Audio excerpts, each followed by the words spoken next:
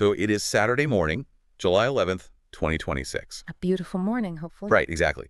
The summer sun is streaming through your window, and you are standing right in front of your closet, and you're just staring at this absolute sea of safe, muted fabrics. Oh, we've all been there. The endless beige. Yes, you are looking at endless hangers of like heather gray, navy beige, maybe this rigid row of black, and you're standing there wondering how to inject some actual pulsing life into your wardrobe today without, walking out the door looking like a literal traffic light. It's really the ultimate modern style paralysis, isn't it? I mean, you crave that vibrancy, especially in the summer months, but the fear of execution is just paralyzing It really is. because nobody wants to look unpolished. And that fear of creating this massive visual chaos, it keeps most of us reaching for that same unstructured gray cashmere sweater over and over again. Which is a tragedy, frankly. It is. And that actually brings us directly to our source material for this deep dive today.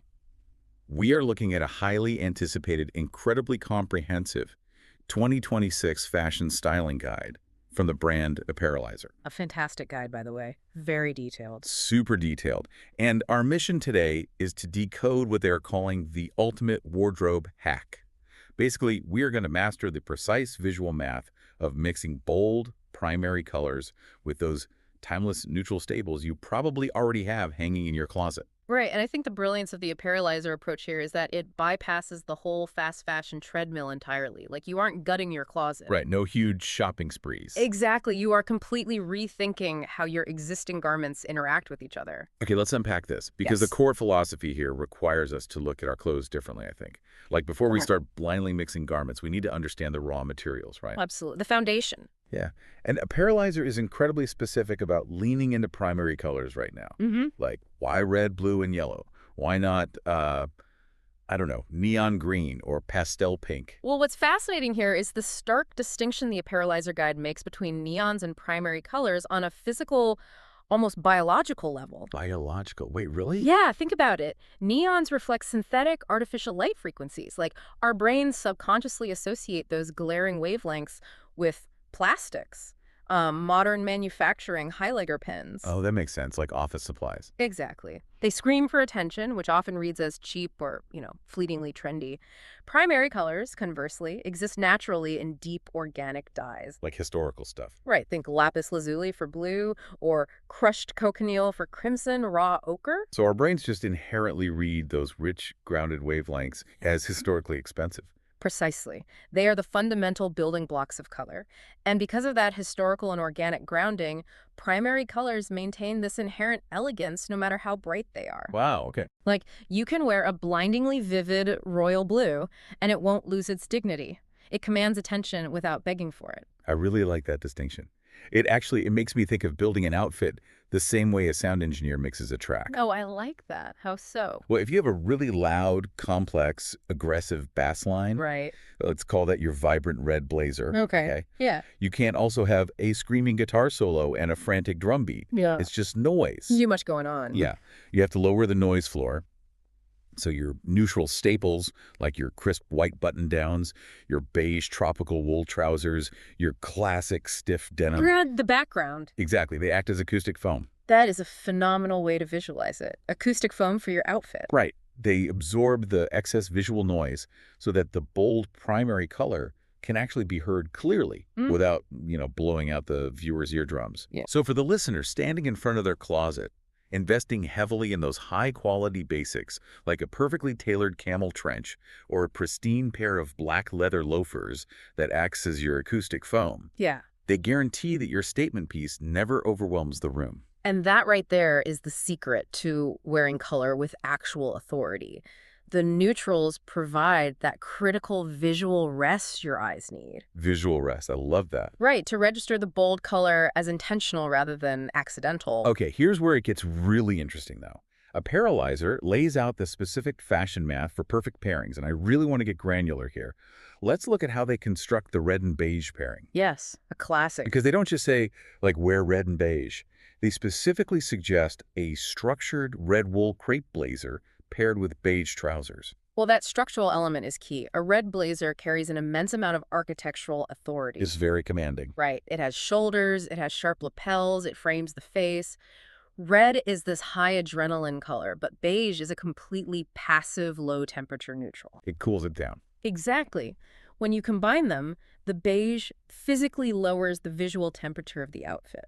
And then they suggest grounding it further with nude heels, which I thought was an interesting detail. Yes, and that is a very deliberate manipulation of silhouette. How so? Well, the beige trouser bleeding down into a nude heel creates this continuous, unbroken vertical line that elongates the leg. You are giving the eye a smooth runway, basically, which allows that red blazer at the top to project absolute confidence. Oh, I see. It's a very calculated use of contrast to direct attention exactly to the wearer's face and shoulders. That makes total sense. But what if you want the opposite effect? Like, what if you want to look sharp, cool, and highly reflective, rather than warm and authoritative? Then you look at their next pairing. Right. The guide moves on to blue and white, specifically noting chunky cobalt blue knits paired with crisp white denim. And this is where texture plays a massive role alongside color. A chunky cobalt knit absorbs light differently than, say, a flat cotton. Because of the shadows. Exactly. It has depth and shadow in the ribbing, but white has an incredibly high reflective index. So when you pair that heavy blue sweater with rigid white jeans, the white literally bounces ambient light back up onto the blue. Making the cobalt appear almost aggressively vibrant but clean. It supercharges the blue, but because the white denim is rigid and structured, it keeps the softness of that oversized sweater from looking sloppy. It's this beautiful tension between soft and dark and hard and bright. It feels very architectural again. And speaking of tension, we have to talk about blue and camel. Apparelizer describes this liquid blue silk dress enveloped by a heavy, double-faced camel cashmere coat. Such a gorgeous image. And we all know camel is a warm neutral, right? But the execution here is all about thermal visual contrast. Thermal contrast. Yeah, the warmth of the heavy camel cashmere wrapping around a cool, slinky blue silk creates this tactile and visual friction. It reads as wildly luxurious because it plays on the unexpected. The heavy coat protects the delicate, cool dress. Okay, I'm going to pump the brakes for a second and play devil's advocate here. Uh-oh. Go ahead. Because the next two pairings in the guide honestly sound like a recipe for a disaster to me. I think I know which ones you mean. Yellow and gray. I mean, when I hear that, my brain immediately goes to caution tape, or like a literal construction zone. And then red and black. I know people wear it, but to me it always feels a bit overly aggressive, almost vampire-esque, you know? I completely understand the hesitation, believe me. The yellow and gray combination is where execution is literally everything. Right. If you mix cheap synthetic yellow with flat gray polyester, yes, you look like a traffic sign. A hazard warning. Exactly. But Apparelizer is talking about elevated fabrics here. Gray is an inherently melancholic, kind of low-energy color. A heather gray cashmere sweater is beautiful, but it lacks vitality. It's overcast. It is overcast. That's the perfect word. Mustard, or vibrant yellow silk, injects the exact frequency of light that the gray is missing. The gray doesn't compete with the yellow, right? It acts as this soft atmospheric cushion. When you put a sharp yellow piece against soft gray tailoring, the gray gently supports it. The result is a look that feels highly intelligent and balanced rather than loud. Okay, I see where they're going with the atmospheric cushion. That makes sense. Yeah. But you still have to sell me on the red and black. How does that avoid looking like a comic book villain? Well, Apparelizer leverages the physics of the color black for this one. We know black absorbs light, but the guide uses it specifically to kill the aggressive sheen of red. Kill the sheen. Yeah.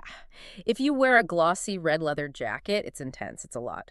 But if you pair it with a matte black void, like black wool trousers, a black cashmere turtleneck, the matte void chemically neutralizes the gloss of the red. So it absorbs the shock. It anchors the brightness completely. You aren't just putting two loud things next to each other. You are using the black garment to control and trap the energy of the red. It's deeply controlled boldness. That completely flips my assumption. The matte void killing the glossy sheen. I mean, that is such a practical way to view it. It really is. But you know, knowing this color math is only half the battle. Let's translate this to context. Because a listener is probably wondering how to actually walk into a boardroom on a Tuesday without causing a scene. Right, taking off the page. Exactly. The guide builds specific contextual outfits, starting with office wear. Which is tough because the office is traditionally an ocean of gray suits, which is exactly why people are terrified to wear color there. But the guide leans back into that powerful red blazer we talked about earlier. They build the look with a white silk blouse, beige tailored trousers, and nude pumps. And if you look closely at that specific combination, 3 out of the 4 main elements are completely silent. The white, the beige, and the nude. Yes, they are entirely neutral. The red blazer is the sole focal point. It respects the traditional conservative